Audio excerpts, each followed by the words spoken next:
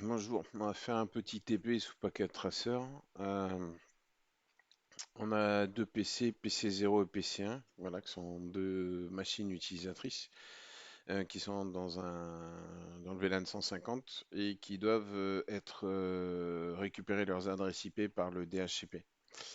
Le serveur DHCP est dans un autre VLAN qui est le VLAN 170, c'est le même VLAN que le management. Et comme on est dans deux réseaux différents, on va devoir donc de passer par un routeur pour que le routeur achemine les paquets DHCP euh, du VLAN 150 vers le VLAN 170. Donc on va faire la configuration actuellement dans le schéma que j'ai dessiné. Il n'y a aucune configuration. Donc on va faire les configurations, on va créer les VLAN et on va affecter les ports, quoi.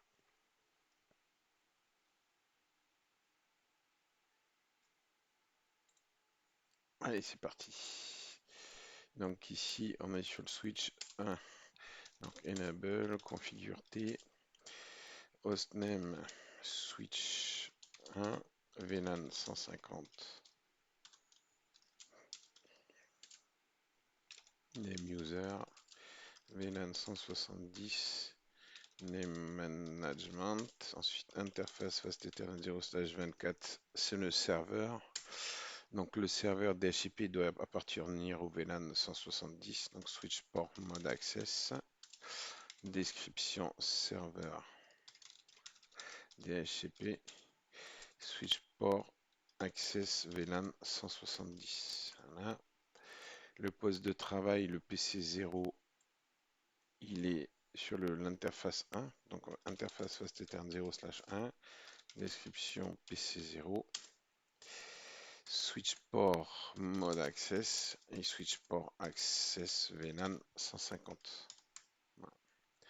Ensuite, l'interconnexion ici des deux switches là, du switch 1 et du switch 0, elle est faite sur le VLAN, l'interface gigabit 02. On va vérifier. Donc, show run interface statut. Ah oui, c'est vrai qu'il ne veut pas. Show interface statut. Voilà. Voilà, on est connecté dans gigabit 02, on sent. Et en plus, show CDP number 1, on va voir le Nerbourg. Voilà, il va dire gigabit 02 local et gigabit 02 sur le switch là-haut, que je n'ai pas encore renommé. Donc on va configurer le port. Conf T interface gigabit 02, donc description vers switch 0, vers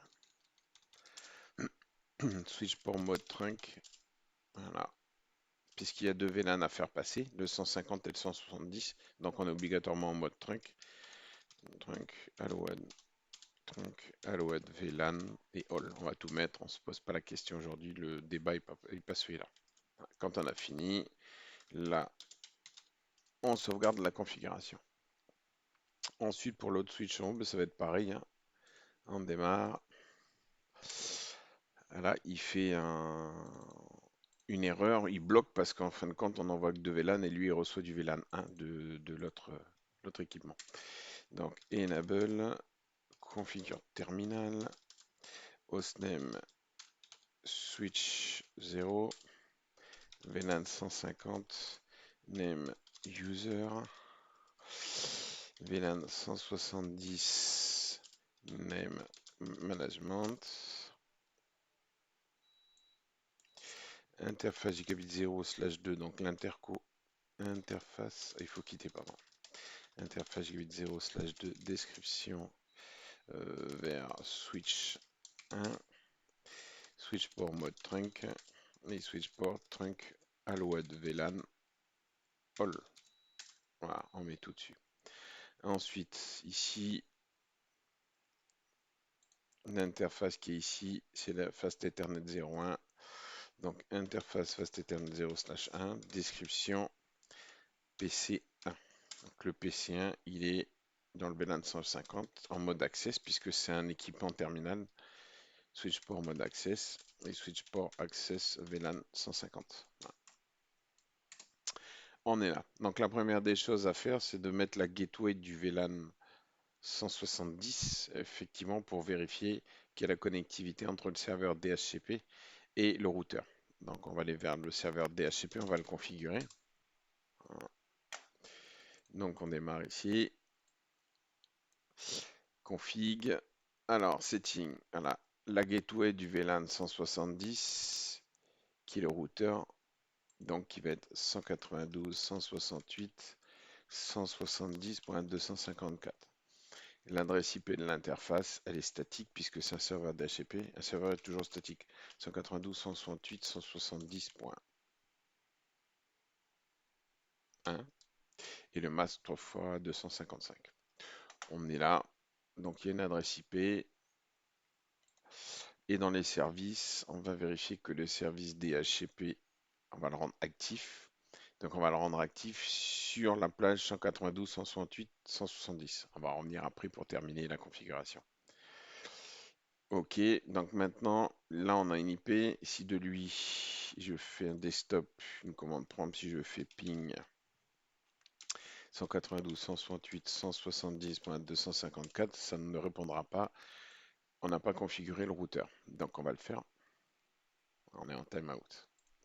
Donc ici le routeur, je l'ai branché sur l'interface Fast Ethernet 024. Donc déjà pour configurer, on va faire ici conft interface Fast Ethernet 0/24 switch port mode access switch port access VLAN 170 et description routeur 0. Routeur 0.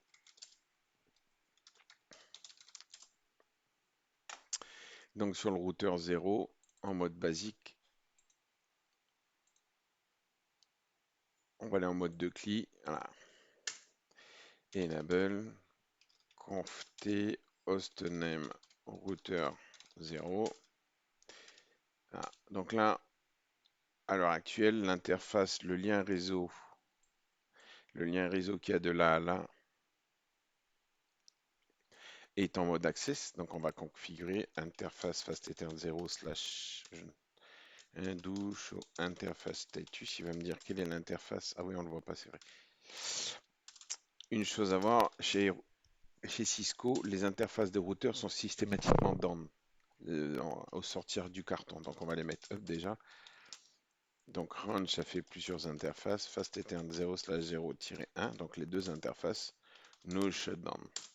Voilà. Ensuite, en connectivité, on a connecté la Fast Ethernet 0.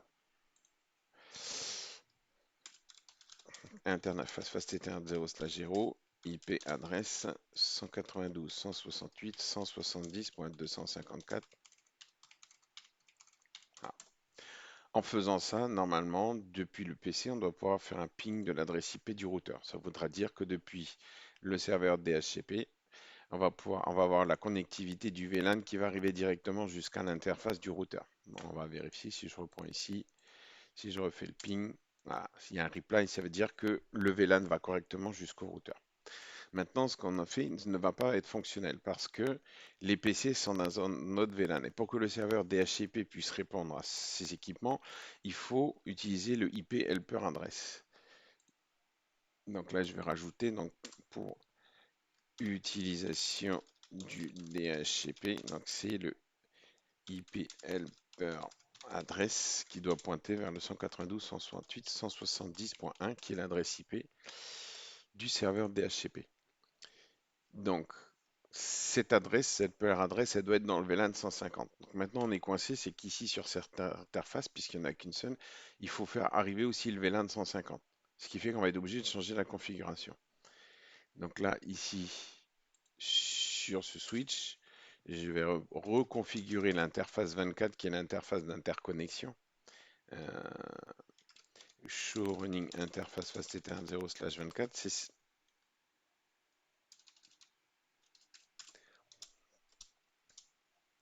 voilà, la 24, c'est celle qui va vers le routeur. Elle est en mode access, il va falloir la faire passer en mode trunk parce qu'il faut que le VLAN 150 et le VLAN 170 arrivent jusqu'au routeur. Donc on va changer conft interface fast ethernet 0/24. Donc switch port mode trunk. Voilà. Et switch port trunk alouette VLAN all. Voilà, on met tout le monde, comme ça on ne sera pas embêté pour des problèmes ici. Donc là, ce qui fait que du côté du switch, ici, on envoie du trunk, donc avec le trafic Ethernet avec le tag du VLAN, jusqu'à l'équipement routeur. Sauf que le routeur, lui, il sait plus quoi en faire, puisque lui il ne sait travailler qu'avec du trafic non tagué, puisque la configuration actuelle, elle est sous cette forme. Donc, ce qu'il va falloir faire, c'est qu'il faut supprimer cette configuration et de créer une configuration avec des sous-interfaces, parce que chacune sous-interface va encapsuler du trafic VLAN. Donc, on y va, conft interface fastether 0/0, nous IP adresse, puisque c'est l'adresse de routing. On quitte et on fait interface fastether 0/0.170.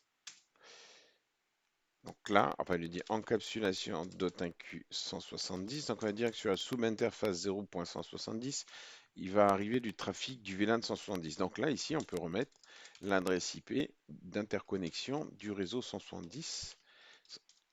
254, 255, 255, 255.0. Si je valide ici, je reviens sur mon serveur DHCP, je refais un ping, ça remarche.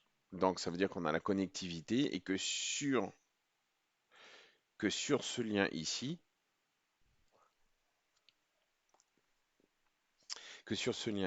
on a bien le VLAN 170 qui passe. Donc maintenant, on va créer la partie pour le VLAN 150 avant d'aller plus loin. Donc exit, interface fast ethernet 0/0.150, encapsulation .inq 150, IP adresse 192.168.150.254. Voilà.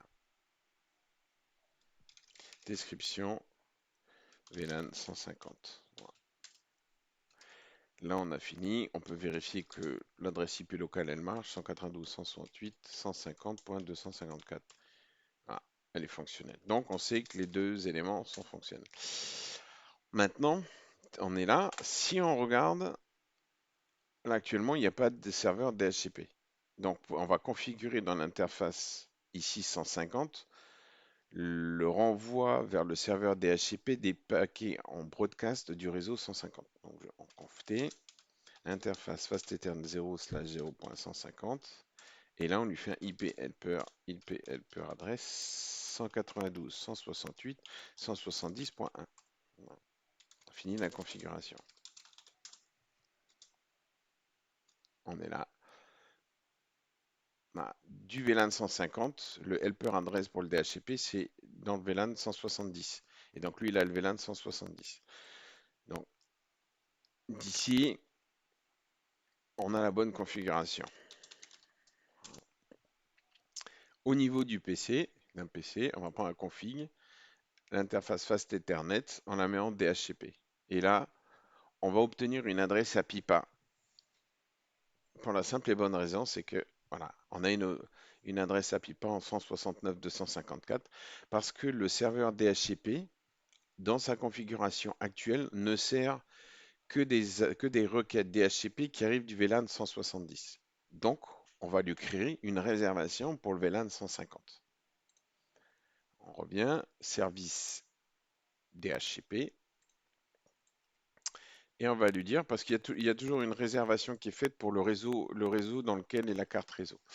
Donc là, on va faire un nouveau serveur pool, on va faire user pool.